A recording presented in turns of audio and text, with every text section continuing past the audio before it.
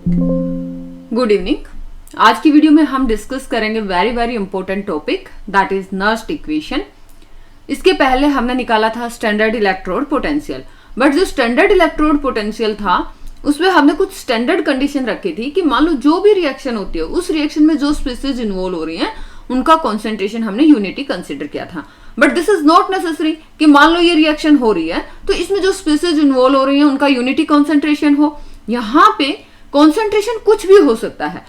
Eight any concentration हम इस cell के इलेक्ट्रोड पोटेंशियल को कैसे मेजर करेंगे, तो ये हमारा डिफाइन किया है नर्स्ट ने। नर्स्ट ने यहाँ पे एक इक्वेशन निकाली है। एट एनी कॉन्सेंट्रेशन अगर हमारी ये रिएक्शन होती है, यहाँ पे आप देखेंगे कि this is the reduction equation. इसमें आप देखेंगे कि Mn प्लस एक्वस यानी कि सॉल्यूशन में हमारे आयंस प्रेजेंट है, मेटल आयंस प्रेजेंट हैं। यहां पे n नंबर ऑफ इलेक्ट्रॉन्स की कमी है तो it will gain n number of electrons and converted into neutral m in solid form. तो ये हमारा एक रिडक्शन इक्वेशन है। तो रिडक्शन पोटेंशियल आएगा इसके लिए। तो इस सेल के किसी भी कॉन्सेंट्रेशन पे अगर हमें सेल के पोटेंशियल को मेजर करना है तो हम कैसे निकालेंगे, उसके लिए नर्स्ट ने एक इक्वेशन दिया है that is known as Nernst equation. तो यहां पे हम देखेंगे this is the cell potential at any concentration, it is equal to standard electrode potential for that equation. और स्टैंडर्ड में हमने कंडीशन रखी है कि यहां पे इन स्पीसीज का जो कॉन्सेंट्रेशन है that should be unity minus RT upon NF ln M upon MN plus. यहां पे हमने देखा कि M हमारा ये वाला स्पीसीज है, Mn प्लस हमारे आयंस हैं और ये जो है इलेक्ट्रॉन्स को गेन करेंगे and they will convert into M solid. जो हमारा सॉलिड M होता है उसका कॉन्सेंट्रेशन हम 1 लेते हैं। तो यहाँ पे जो हमारा कैपिटल M है, जो हमारा सॉलिड M है, उसका कॉन्सेंट्रेशन हम 1 लेते हैं। तो इसकी जगह 1 पुट कर देंगे, हमारी पूरी इक्वेशन एज इट इज रहेगी। जस्ट हमने जो ये वाला कॉन्सेंट्रेशन है इसकी जगह 1 पुट कर दिया तो हमारी ये इक्वेशन आ जाती है। अब हम इसमें देख लेते हैं यहाँ पे R आपका क्या है। R आपका गैस कांस्टेंट है।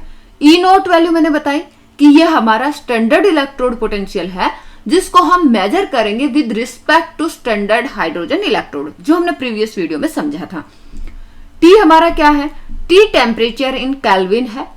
F क्या है, F हमारा फेराडे कांस्टेंट है जिसकी वैल्यू है 96487 कूलम पर मोल। R हमारा गैस कांस्टेंट है जिसकी वैल्यू है 8.314 जूल पर केल्विन पर मोल। N हमारे नंबर ऑफ इलेक्ट्रॉन्स हैं जो इस रिएक्शन में इन्वॉल्व हो रहे हैं। और जो हमारा Mn प्लस है, ये जो हमारे आयंस हैं इनकी कॉन्सेंट्रेशन है। जो Mn प्लस है उनका कॉन्सेंट्रेशन है। यहाँ पे आप ध्यान देंगे कि जो कॉन्सेंट्रेशन है उसको हमने ब्रैकेट में बंद किया है, ठीक है। अब अगर हम डैनियल सेल की बात करें तो डैनियल सेल में हमने 2 इलेक्ट्रोड देखे थे। एक हमारा कैथोड जो कि कॉपर इलेक्ट्रोड से बना था और एक एनोड जो कि जिंक इलेक्ट्रोड से बना था। तो इसमें हमारे 2 तरह के आयंस थे, कॉपर आयंस और जिंक आयन।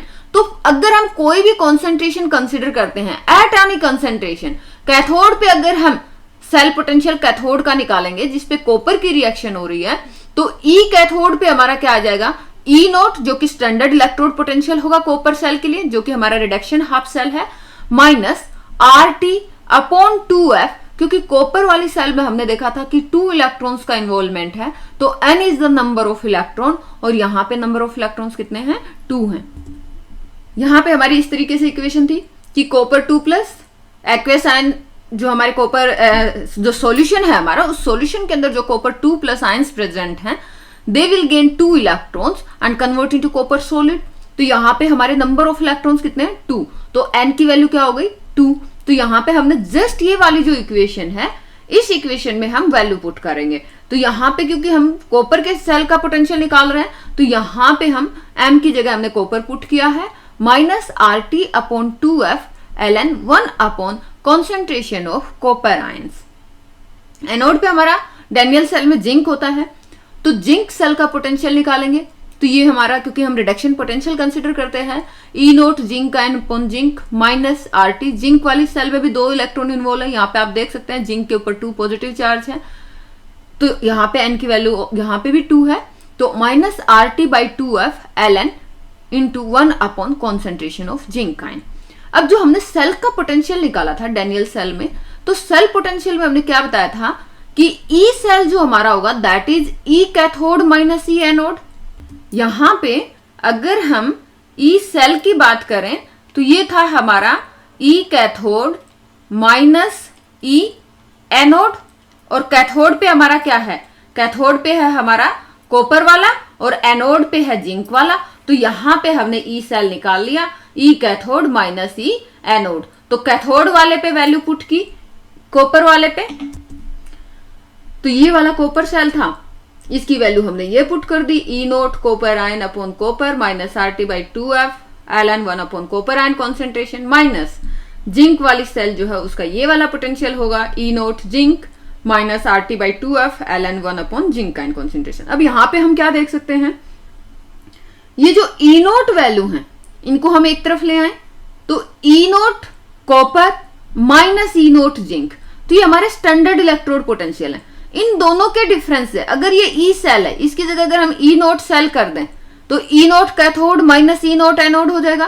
तो इन दोनों का डिफरेंस ई नोट कॉपर माइनस ई नोट जिंक, ये हमें क्या देगा, ई नोट सेल देगा, यानी कि सेल का स्टैंडर्ड पोटेंशियल हमें इन दोनों के डिफरेंस से मिल जाएगा। माइनस यहां पे आर टी बाई 2f दोनों में कॉमन टर्म है, अगर हम minus R T by 2f लेंगे तो अंदर हमारी क्या टर्म बच जाएगी, L one upon copper ion minus L one upon zinc ion. तो यहां पे आप देखेंगे ये वाली वैल्यू हमारे पास आ गई, E cell is equal to ये हमारा हो गया ई नोट सेल जो कि स्टैंडर्ड सेल पोटेंशियल हो गया minus R T by 2f।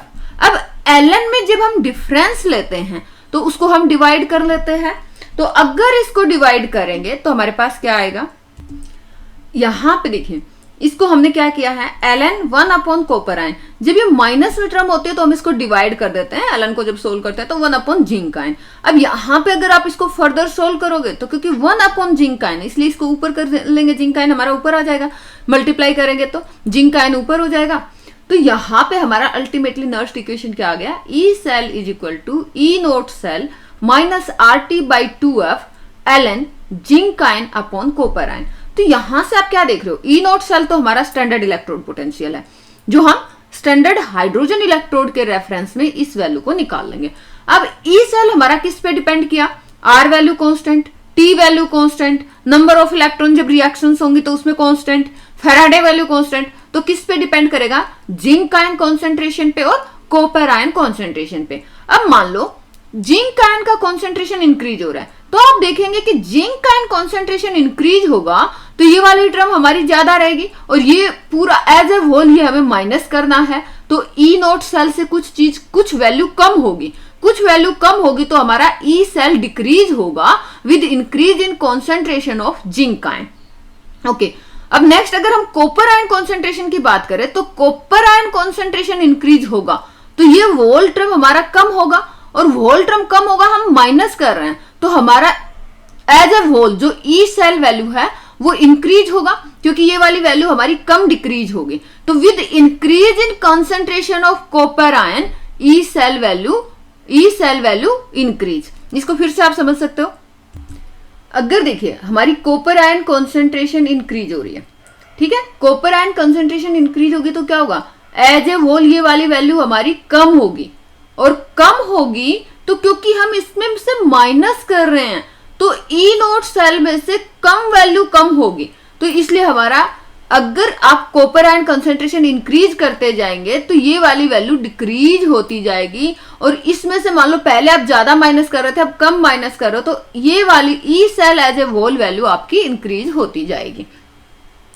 अब अगर हम इस नेचुरल लॉग को बेस 10 वैल्यू में कन्वर्ट करें तो हमारी वैल्यू क्या हो जाएगी, यहां पे ln जो हमारा नेचुरल लॉग होता है उसको हम log 10 में कन्वर्ट करते हैं तो क्या करते हैं 2.303 log 10, तो ln को तो हमने log में कन्वर्ट कर लिया, r की जगह हमने वैल्यू पुट कर दी जो अभी हमने दिखाया था कि r की वैल्यू हमारी है 8.314 जूल पर केल्विन पर मोल, f की जगह वैल्यू पुट कर दी 96487 कूलम पर मोल, टेम्परेचर हमने 298 केल्विन ले लिया। तो हमारी ये सारी वैल्यू पुट करने पर ई सेल की जो वैल्यू आती है that is equal to E naught cell minus 0.059 divide by 2 log concentration of zinc ion divided by concentration of copper ion. तो ये हमारा क्या आ गया, this is the equation to calculate the cell potential at any concentration of the ions involved in the cell. So this is our Nernst equation. यहां पे अगर हम देखें कि मान लो कोई भी अगर हमारा इलेक्ट्रोड, जो भी हमारी सेल है, उस सेल के अंदर 2 इलेक्ट्रोड्स होते हैं और दोनों इलेक्ट्रोड्स पे जो हमारे नंबर ऑफ इलेक्ट्रॉन्स इन्वॉल्व होते हैं वो सेम होते हैं। तो अगर हम निकल सिल्वर सेल कंसिडर करें तो निकल सिल्वर सेल में हम देखो निकल की देखेंगे तो निकल जो है निकल 2 आयंस में कन्वर्ट होता है और सिल्वर सिल्वर प्लस 1 आयन में कन्वर्ट होता है।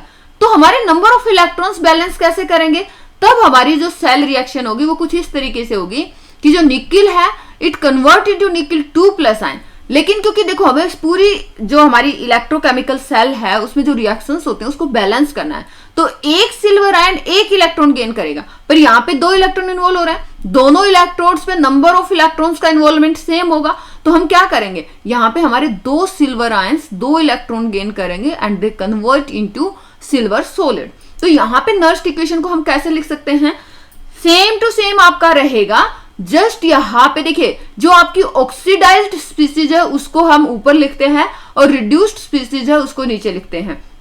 निकल का ऑक्सीडेशन हो रहा है, निकल इज कन्वर्टेड इनटू निकल 2 प्लस, और Ag प्लस का हमारा रिडक्शन हो रहा है, Ag प्लस इलेक्ट्रॉन गेन कर रहा है। तो E cell is equal to E naught cell minus RT, यहाँ पे भी नंबर ऑफ इलेक्ट्रॉन्स 2 है, RT upon 2F Ln।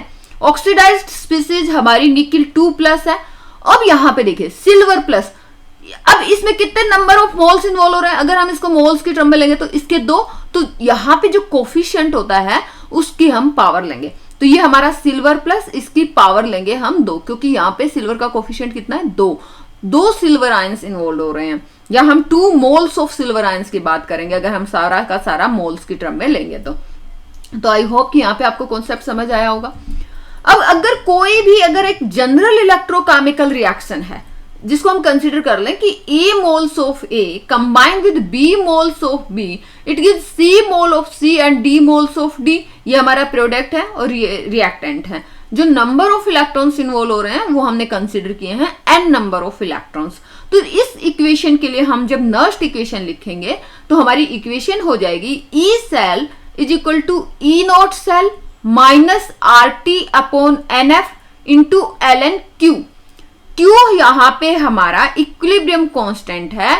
Equilibrium constant हमारा ये बताता है कि अब हमारे रिएक्टेंट और प्रोडक्ट के अंदर नंबर ऑफ मोल्स चेंज नहीं होंगे। जब हमारे नंबर ऑफ मोल्स रिएक्शन में चेंज नहीं होते रिएक्टेंट और प्रोडक्ट में, तब हम मानते हैं कि इक्वेशन के अंदर इक्विलिब्रियम आ गया है।